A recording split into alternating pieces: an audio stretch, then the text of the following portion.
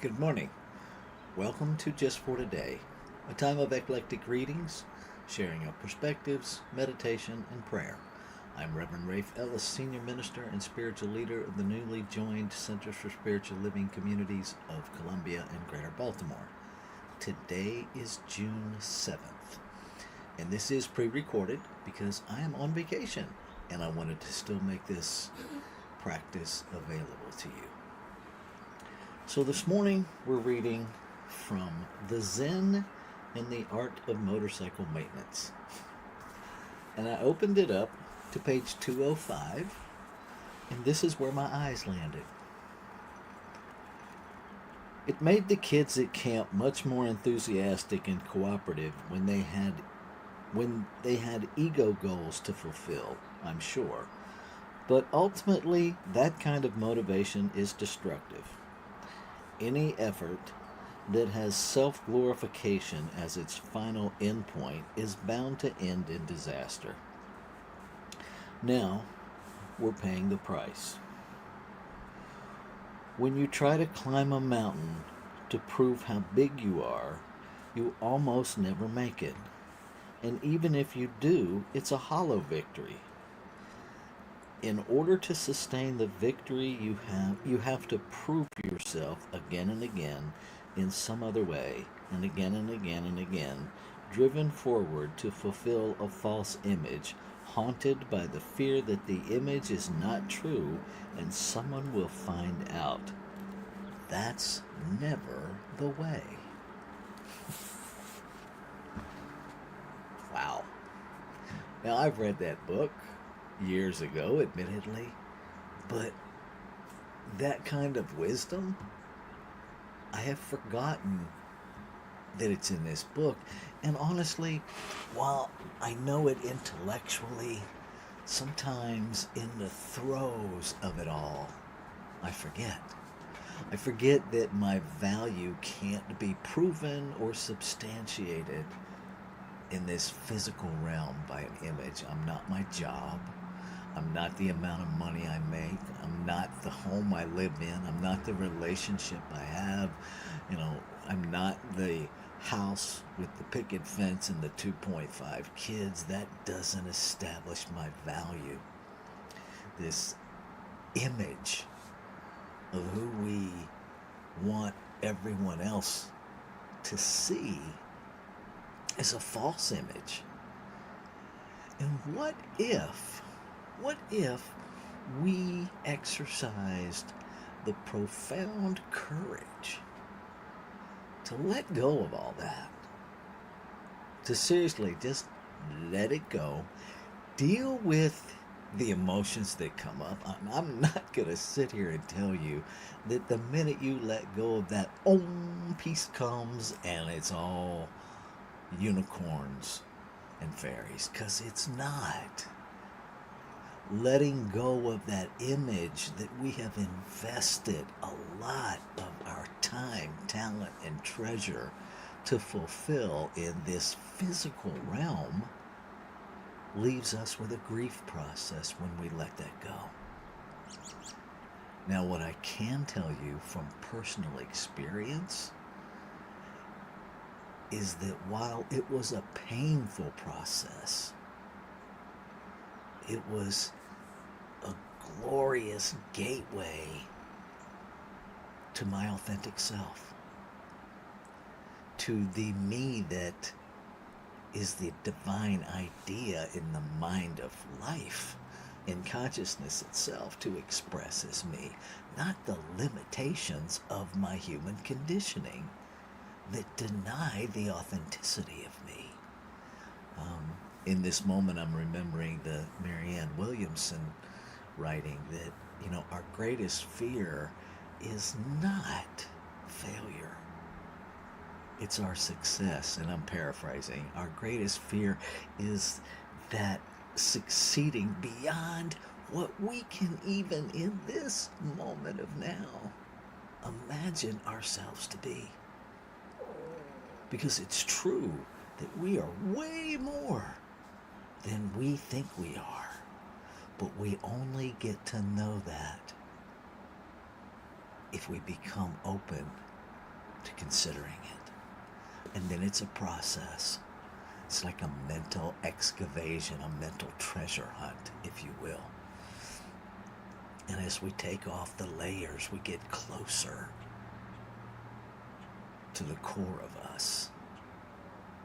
And the process becomes more detailed and more gentle and less extreme.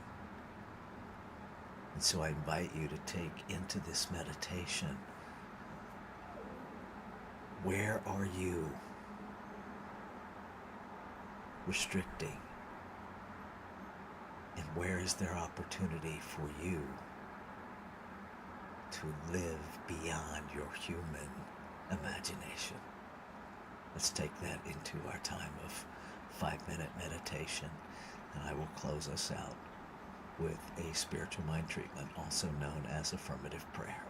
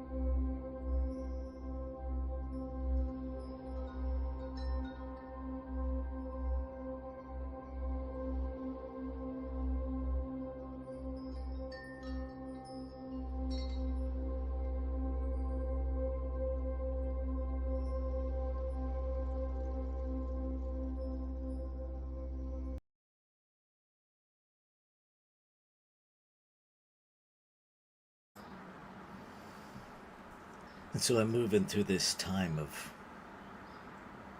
treatment, this time of recognition, recognizing that there is one infinite, ever present substance, known by many, many names: God, Buddha, Allah, Great Spirit, the Divine, the Infinite. In this moment, I choose to recognize it as life. One life that is the harmonious operation of one. One life that has no opposing power, that is all power expressed. I claim and affirm that this one substance is all of life expressing itself in multiplicity and diversity of form and function, expanding its experience of itself by using consciousness to fulfill the desires of itself, to know itself as each individualized expression of itself. I am that in form.